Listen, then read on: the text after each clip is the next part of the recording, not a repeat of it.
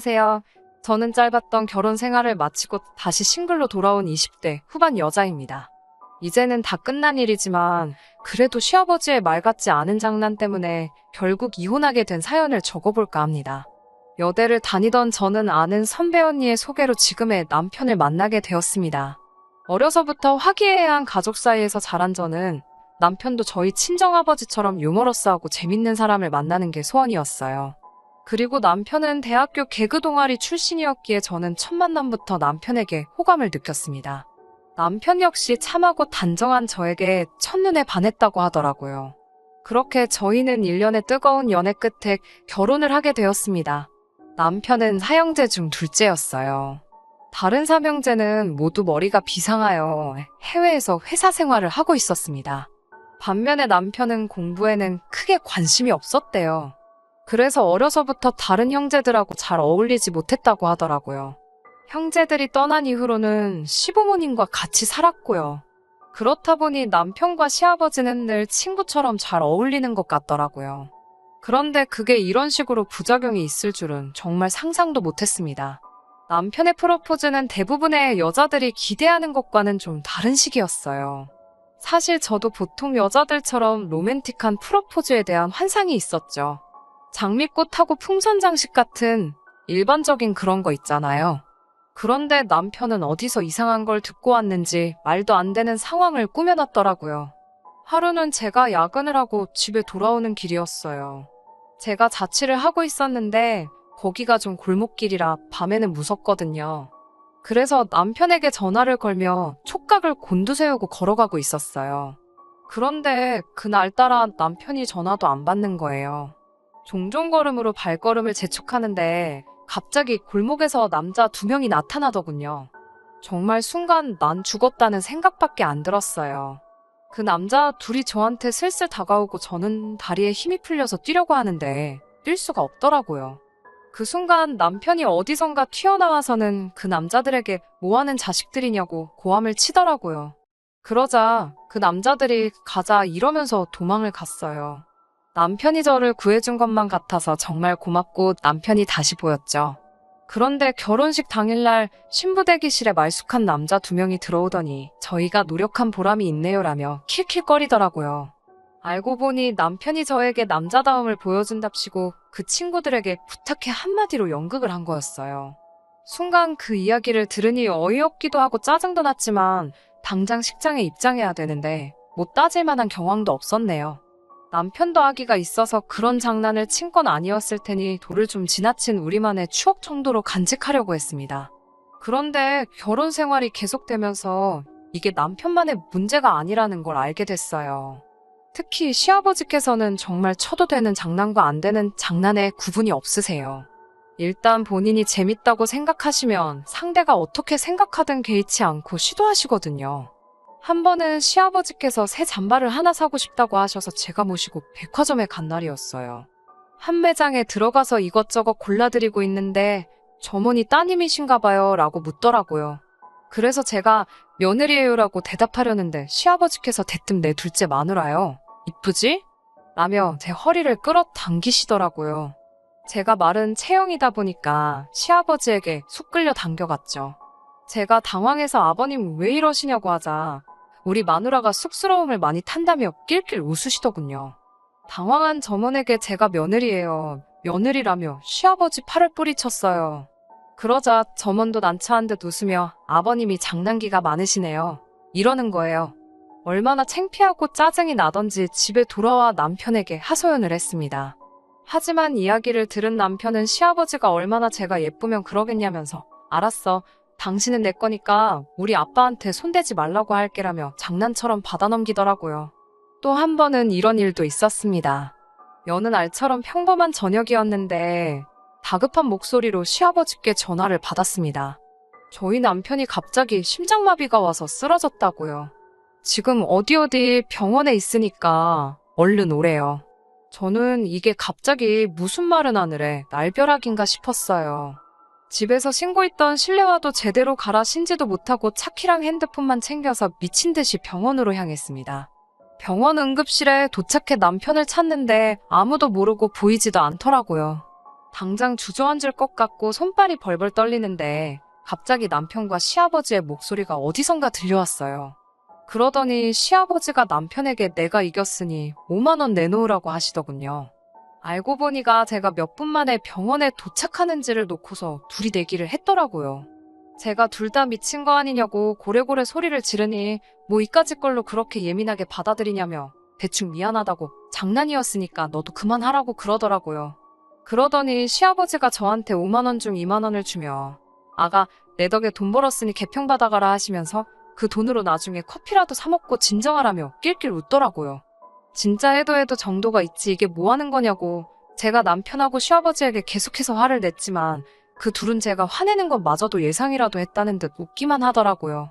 솔직히 그날 밤새 잠도 못 자고 이 사람들이 정상인가 싶고 내가 또라이랑 결혼을 한 것 같다는 생각도 들었습니다.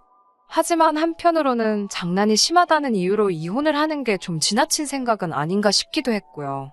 밤새 고민 끝에 그래도 매사에 처져 있는 사람들보다는 낫지라는 생각으로 한 번 더 참아보기로 했어요. 시아버지께도 전화를 드려 정중하게 저는 그런 장난을 당하면 속상하고 상처를 받는다고 말씀드렸어요. 저한테는 제발 장난치지 말아달라고 말이죠. 그러자 시아버지도 알겠다. 너한테는 이제 그만하마라고 약속하셨고요. 그리고 얼마 전 진짜 더는 용서할 수 없는 그런 일이 있었습니다. 토요일 밤 시아버지께서 전화를 하셨더라고요.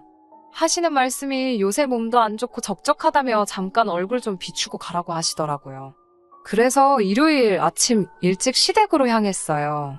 시아버님을 모시고 나가 갈비도 사드리고 커피도 마시고 집에 돌아왔는데 핸드백에 넣어둔 줄 알았던 핸드폰이 아무리 찾아도 보이지 않더라고요.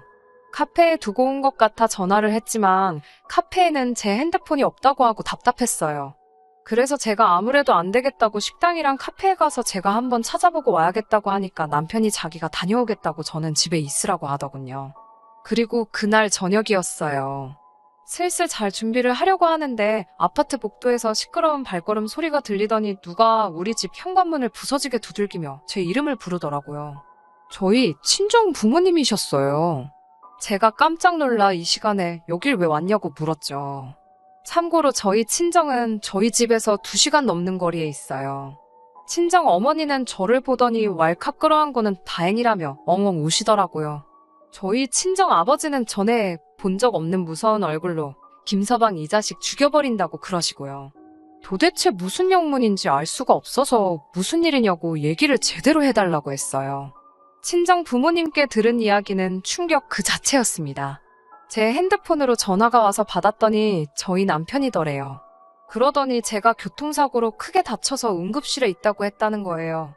불이 나게 남편이 오라는 병원에 도착했는데 남편이 시아버지랑 심각한 얼굴로 저희 부모님께 많이 놀라셨나고 묻더래요. 당연히 저희 친정 부모님은 일단 저 좀 보자고 어딨냐고 저를 찾으셨고요. 그런데 자꾸 말을 돌리고 저를 안 보여주니까 너무 이상하더래요. 저희 친정 부모님은 이미 저희 남편이나 시아버지가 지나친 장난을 자주 친다는 사실은 알고 계셨거든요. 그래도 설마 같은 자식 가진 부모로서 그런 거짓말을 하겠냐 싶었는데 그 순간 웃음을 못 참는 저희 남편을 보고는 속았다는 걸 눈치채셨다고 해요. 친정 아버지가 남편의 멱살을 잡고 너 이 자식 내가 죽여버리겠다고 우리 딸 어딨냐고 하자 놀란 남편이 이것부터 놔주시면 바로 말씀드린다고 하더래요. 그래서 나중에 집에 있다면서 두 분이 따님을 얼마나 사랑하는지 궁금해서 해봤다고 말도 안 되는 궤변을 늘어놓더랍니다. 친정 아버지 입장에서 차마 사돈을 때려 눕힐 수도 없고 넌 이따 보자라는 심정으로 자리를 뜨셨대요. 그래도 불안한 마음이 가시질 않고 제가 괜찮은지는 확인해야겠다 싶어서 저희 집으로 바로 달려오셨다고요. 우는 친정어머니와 분노하는 친정아버지를 보고 있으니 제가 보통 미친 사람하고 결혼한 게 아니라는 생각이 들더라고요. 저와 친정부모님은 바로 시댁으로 향했습니다. 시어머니는 저희 셋을 보더니 크게 한숨을 내쉬고는 죄송하다고 한마디 하고 자리를 피하시더군요. 무슨 일이 있었는지 이미 아시는 눈치기도 했어요. 하지만 시어머니는 사실 결혼 생활 내내 저에게 그래도 잘해주셨거든요. 시아버지나 남편이 지나친 장난을 할 때면 늘 시어머니가 먼저 나서서 사과해주셨고요. 그래서 그때까지만 해도 시어머니 탓을 하고 싶은 생각은 없었어요. 거실로 들어서니 시아버지는 뭐가 그리 당당한지 저희를 보고 실실 웃고 남편은 저에게 괜히 말을 걸고 눈치를 살피더라고요. 저희 부모님이 도대체 뭐가 문제길래 그런 장난을 치는 거냐고 따져 물으셨어요. 저도 이제 저한테 그런 장난 치지 않기로 하시지 않으셨냐고 약속하셔놓고 왜 또 그러시냐고 따졌고요. 그러자 시아버지의 대답이 가관이었습니다. 내가 너한테 안 한다고 했지 다른 사람한테 안 한다고 했냐고요. 그러면서 나는 너가 재밌는 앤 줄 알고 며느리로 들이길 허락했는데 이건 뭐 애교도 없고 유머도 없고 건조하기가 이루 말할 데가 없다면서 아주 재미가 없다고 그러시더군요.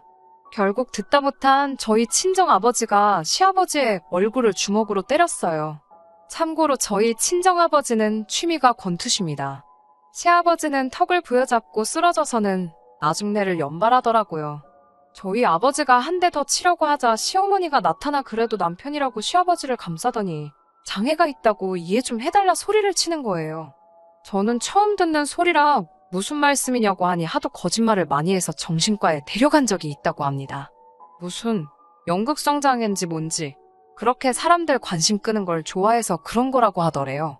제가 설마 남편도 그런 거냐고 묻자 시어머니는 대답은 못하고 눈물만 흘리시더군요.